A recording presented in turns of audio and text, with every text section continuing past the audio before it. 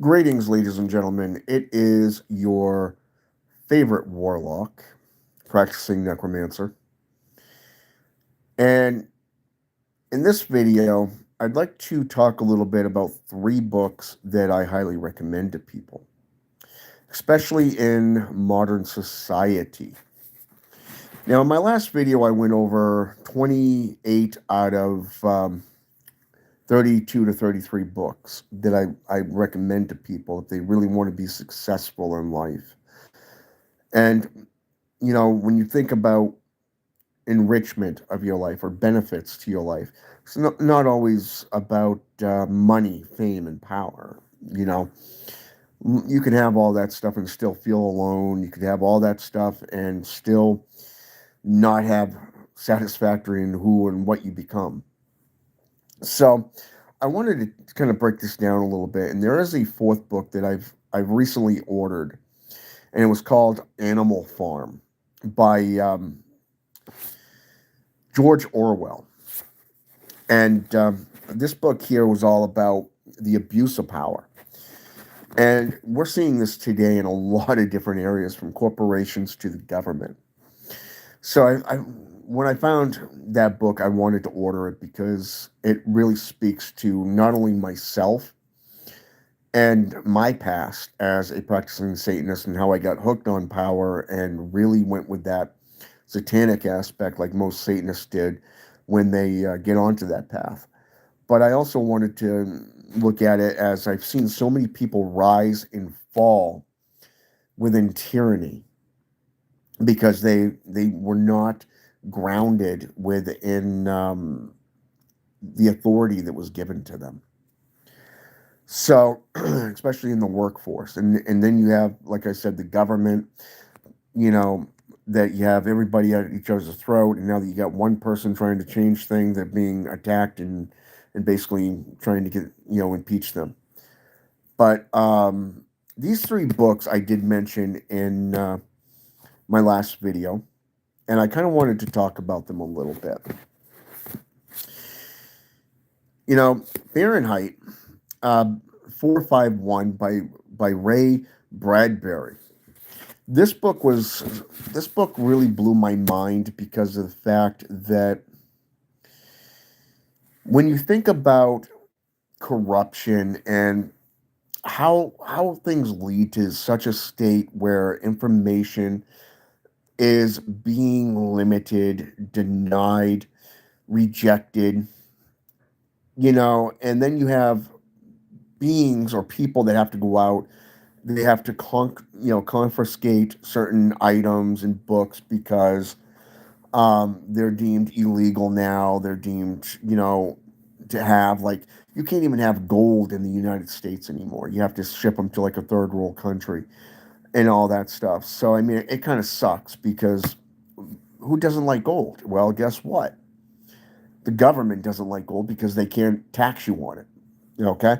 I learned that firsthand, from not only by reading Rich Dad, Poor Dad and paying attention to Robert Kiyosaki's words, but reading this book, the 60th anniversary edition of Fahrenheit, one of the things that I realized, especially with the Fair Tax book, it really, you can't tax gold. You can't tax rare metals. So therefore, it's deemed illegal to have them.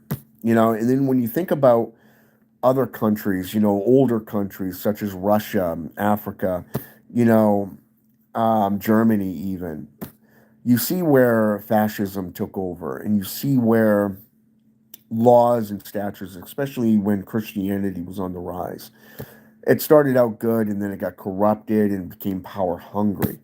So things began to become illegal, and then you would be charged and condemned for it. So I thought Fahrenheit was actually very, very good in that sense because when we look at the overstimulation of what is beneficial for the individual? What about the people that have to go out and execute this type of work? You know what I'm saying? You know, for an example, let's take ICE for an example. These are federal agents going out, and they're charged with getting these criminals off the streets, these illegals, right? But who is it that is hindering them from doing their jobs, hating on them? It is the people, the populace. It is the bureaucracy of Democrats and Republicans. And because Donald Trump is the president, of course they're going to hate on him like they've been doing since his first term.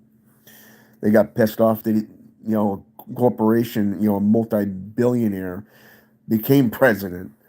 You know, so they're still hating on him on that. And now that he's cleaning up the country, he's doing great. A lot of people hate on him, and it's like, I don't give a fuck. But you look at what's going on with the new laws, the mega movement, and you get all these subdivisions, and now you got things going into statures of these are now legal laws. And reading Fahrenheit, okay, 451. One thing that was made apparent, especially that goes along with fascism, is how knowledge is eradicated. It is dulled down. It is not even available to the masses anymore. They don't even teach in schools what they used to do 40, 50 years ago. It is that watered down. And the funny thing is, this book here was, let me see if I can find. All right. 1951 was the original publishing date, or year, I should say, of this book. 1951. Talk about prophetic, right? Amazing. Now think of the firefighter or the military personnel that has to go out and gather these books, put them in a pile, and light them on fire. That's basically ICE. That's the law enforcement. They get the shit end of the storm because now they have to go out and do their jobs, and they're going to be hated on no matter what they do. We've seen a lot of this over the last few years, and I really like Fahrenheit because if you're a fan of history, it doesn't matter if you're studying witchcraft. It doesn't matter if you're studying folklore, anthropology, ancient cultures, whatever. You're going to see the rise of factions. You're going to find the rise of tyranny, tyrants, and you're going to see how these establishments begin to take over. Laws are made, things are dulled down, lost, and sometimes burned. We saw this with Adolf Hitler and the Reich, when they burned books. We saw this with Europe and Russia and certain other countries where books were banned. Hell, even in this country, there's certain movies that are considered to be banned because of either individuals that starred in them or the nature of the films that speak truth. They came too close to the truth, and it's like, nope, can't have that here. This book really speaks to that and why it comes down, how it comes down. And I wanted to do this video and kind of just put that out there because when you start observing your surroundings and what's being said compared to what's being done, your eyes are gonna be opened and you're gonna start seeing things. Okay. The next book is Brave New World by Aldous Huxley. And this book is more, I related to this book as well. And I'm going to tell you why. I used to be in the middle of the shit, if you will, years ago. When I was young, I wanted to know everything. I didn't matter what people said. It didn't matter, you know, if it was good for you, bad for you. You know, people are constantly saying, watch what you say. You don't want to burn bridges. And you think about technology, you think about things that are distractions, like the internet. For an example, you got Facebook, YouTube, TikTok. You know, as an elder once said, I want to say he did this about a week or two ago, maybe a little bit longer. He called it the TikTok. No, actually, it was last year actually. The title was TikTok Rot, is I believe how he actually put it. Don't quote me on it. I'll have to look at that later. Um, but it's truth. You know, there was a video on there that this girl, she's apparently albino. You know, she's got white skin. Wow. You know, who doesn't? Um, it's it's more of the fact that why don't guys like me? Why don't they, you know, click, subscribe to me and all this stuff? It's about validation. It's about, recognition. It's a distraction, right? So I typed in "be real," you know, be real. You know, if this was truth, they would follow through. Meaning the poster of the video.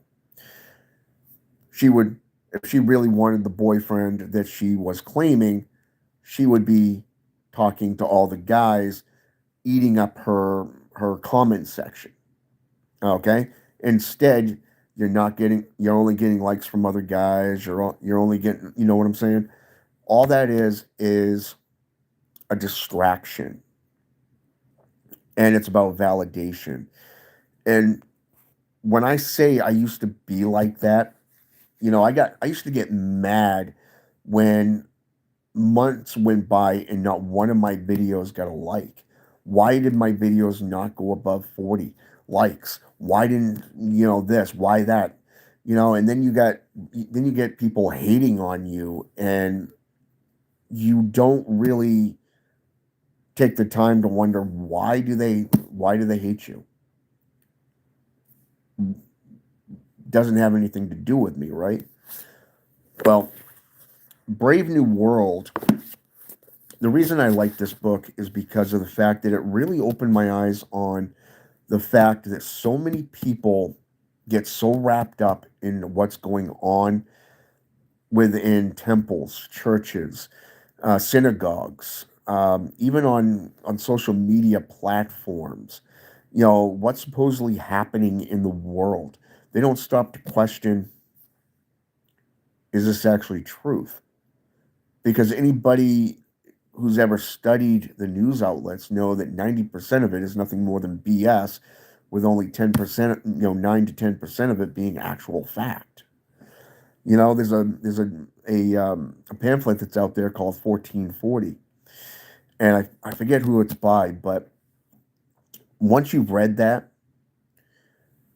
all this shit that you're seeing on TikTok, like all these advertisements about get it now before it's too late, oh my God, an ICE agent shot a person, a child. Oh my God, a single mother got shot. Really, you're going to hold that statement, okay? But what made that officer pull the trigger? You got how many angle views by witnesses showing that this moron had more than enough time to step out of the way of the vehicle.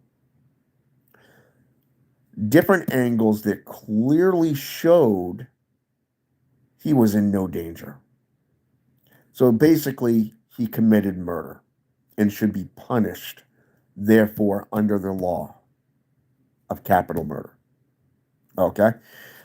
But instead, people are wrapped up in the latest drama. They're wrapped up in the latest events, the latest products. My son's mother is big on Apple products. Okay, so she's constantly going out getting the new fashions of iPhones, or going out and getting the latest. And she's spending money like crazy because the world says you have to fund the world. Get this before it's too late. It's a fear factor, basically. And that's basically what I learned from this book here, is because it shows you that most of that is just that. It's a distraction from keeping you distracted from doing what needs to be done, which is bettering yourself, either educating yourself on what is truly needing to be done. Like, let's say, for an example, if you're a chef, you can go back to school and further your career learning different styles of cooking. Go to if you're in business, you could probably go into business courses, advertising courses, investing courses. One of the first books that Donald Trump put out, and the first two books back in the late '80s, was The Art of Making the Deal and the Comeback. Anybody wonder what that meant? Did they even go out and buy the book and read it? Probably not. But some will say that he even went bankrupt a couple of times, but yet he's a multi-billionaire, but yet he doesn't own anything. Okay. Well, that goes into the fair taxes. That goes into the 16th Amendment. So, I mean, like I said, you could be studying all this stuff, bettering yourself and your business, not just your way of life or that of your family. So the Brave New World really opens your eyes in that aspect. Excuse me. And then you have 1984. 1984 was a great book. And you really learn a lot about power, but you also understand about the corruption, about what can go wrong in this particular thing. And socialism is a big thing. The depths of what transpired in the holding cells, for an example. Go back into neo-Nazism, and you're going to see the death camps, if you will. I mean, what did Trump do down in Florida? With that little prison experiment that ended up flooding out? It's like, dumbass, you did it in a fucking marshland, you idiot. But still, the point is there, And then you get into things like journalists trying to touch on their jobs, and then all of a sudden they're being targeted by the IRS, put in jail and stuff like that. And then you got like, war is peace, freedom is slavery, ignorance is strength. You get into the ministry aspect, and I found this one really interesting, and this is on page 4, and I wanted to read this to you. As a minister, I found this very interesting.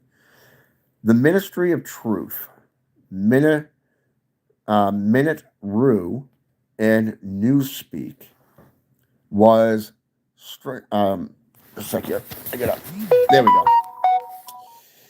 Was startlingly different from any other object in sight. It was an enormous pyramidal structure of glittering white concrete, soaring up, terrace after terrace, 300 meters into the air. From where Winston stood, it was just possible to read, picked out on its white face in elegant lettering, the three slogans of the party: war is peace, freedom is slavery, ignorance is strength. The ministry of truth continued, or contained, I should say, it was said, 3,000 rooms. 3,000 rooms above ground level and corresponding ramifications below. Scattered about London, there were just 3 other buildings of similar appearance and size. It completely did they so completely did they dwarf the surrounding architecture that from the roof of Victory mansions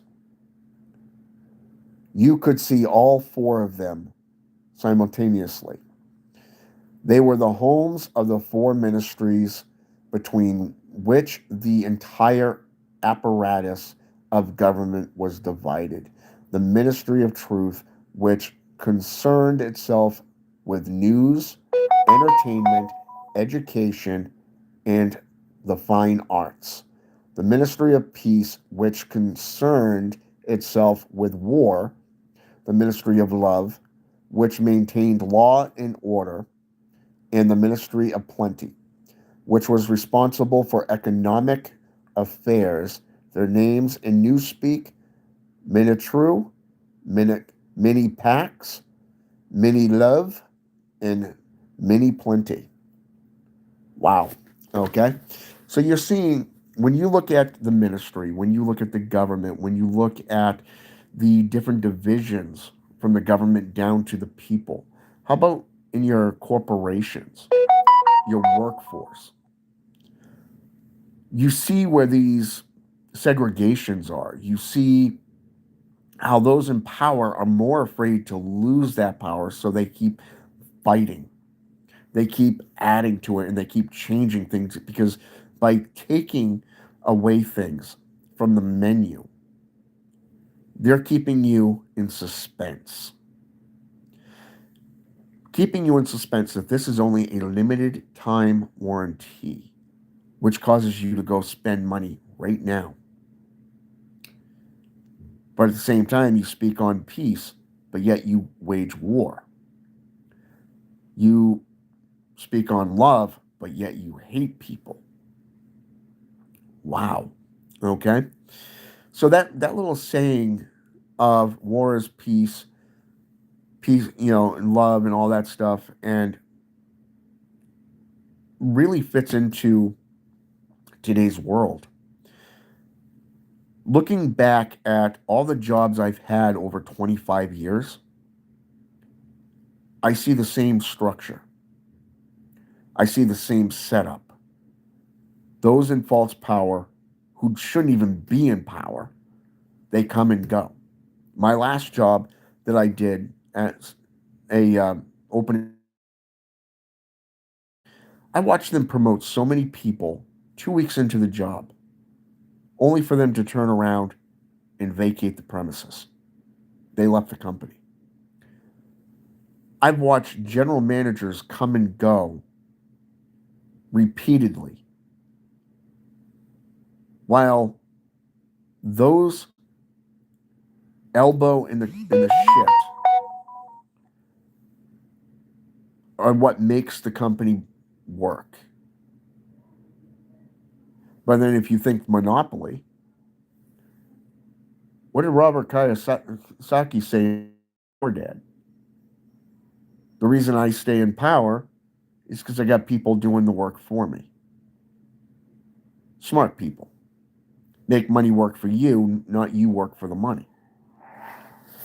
So these 3 books These three books are perhaps the most influential in your perception, how you deal with things, from the lack of understanding and education to being overstimulated with information, being ground or submerged in drama and chaos, to the false piety, if you will, piety, of how the corporations and the government really work and why they are structured the way they are, either through corruption or through different divisions not knowing what each other are doing. This is why there's so much confusion and how should I say this? Lack of understanding, if you will. So when I recommended these books, in a list, I wanted you to kind of have a firm understanding about what I meant by them, because these three books I didn't really touch on that much. And I kind of spoke on it in a little bit, but I wanted to go into a little bit of detail within each of these three books. So the older the books, the better. I mean, you're looking at books going back to like 1930s. You're looking at books going back to the 1950s. You know, even the 1800s even. And most of these are banned in most countries today. Did you ever stop to wonder why?